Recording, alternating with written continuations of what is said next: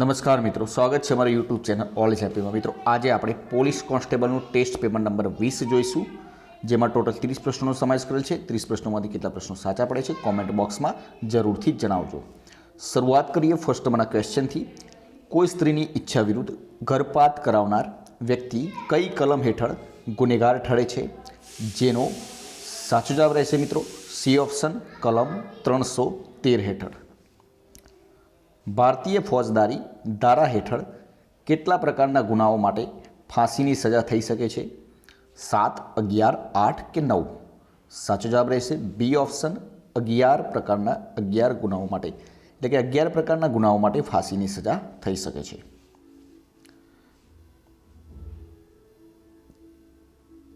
કેટલા વર્ષથી નીચેની વયનું બાળક ગુનાહિત માનસ ધરાવતું નથી એવું કલમ 82માં જણાવ્યું છે? જેનો સાચો જવાબ રહેશે સી ઓપ્શન, 7 વર્ષથી નીચેનું બાળક ગુનાહિત માનસ ધરાવતું નથી એવું 82 કલમમાં જણાવેલ છે।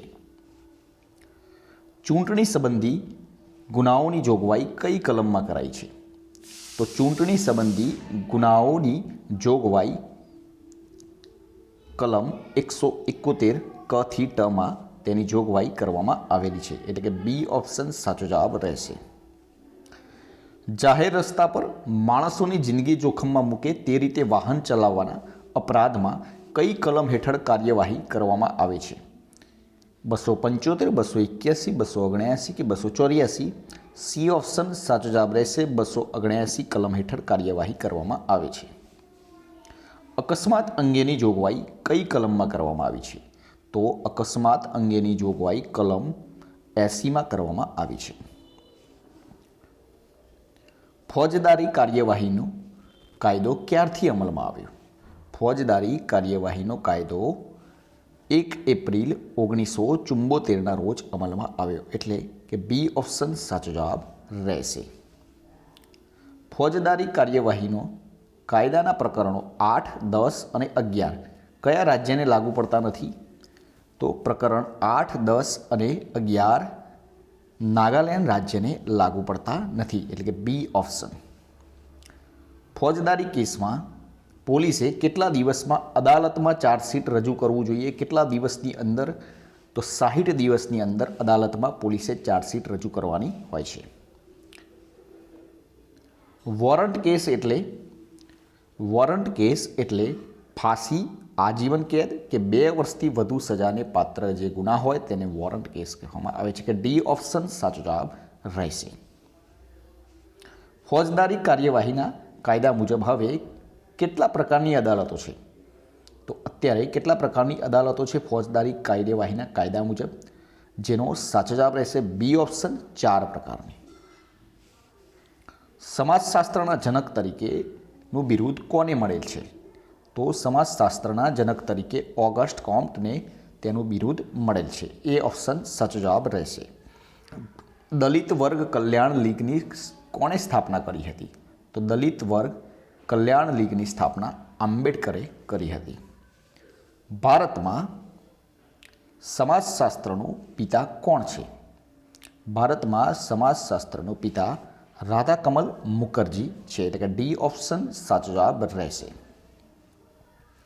માનસિક ઉંમર ખ્યાલના પ્રણેતા ખાલી જગ્યા હતા? માનસિક ઉંમર ખ્યાલના પ્રણેતા બીને અને સિમોન્સ હતા, એ ઓપ્શન સાચો જવાબ રહેશે। ધ પ્રિન્સિપલ્સ ઓફ સાયકોલોજી કોણે લખ્યું છે? તો the principles of psychology William જેમ્સે લખેલું છે, બી ઓપ્શન સાચો જવાબ રહેશે। મનોવિશ્લેષણવાદ સંપ્રદાય કોણે શોધ્યો? મનોવિશ્લેષણવાદ સંપ્રદાય સિગમન્ડ ફ્રોઈડે શોધ્યો, એટલે કે ડી ઓપ્શન સાચો જવાબ રહેશે। રંગમહેલ લાઇબ્રેરી ક્યાં આવેલ છે? તો રંગમહેલ લાઇબ્રેરી અમરેલી ખાતે આવેલી છે। અડીચડી વાવ ક્યાં આવેલ છે? ભાવનગર, જુનાગઢ, માળાવદર કે પ્રભાસ પાટણ?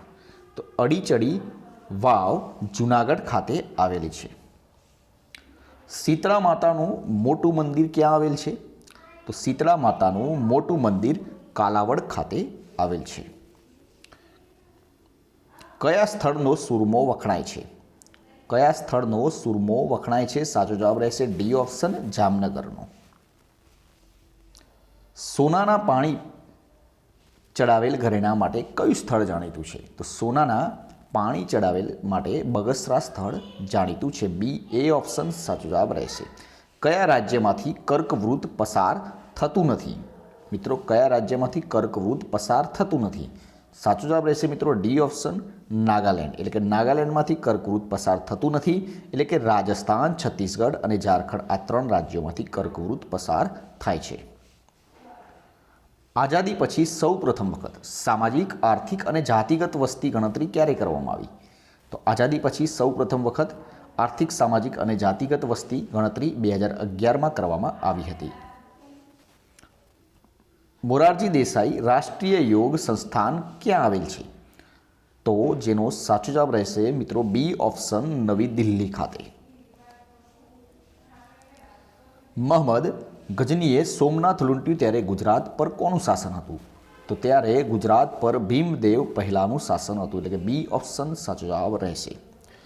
ગુજરાતના ઇતિહાસમાં અકબર તરીકે કોણ પ્રસિદ્ધ છે?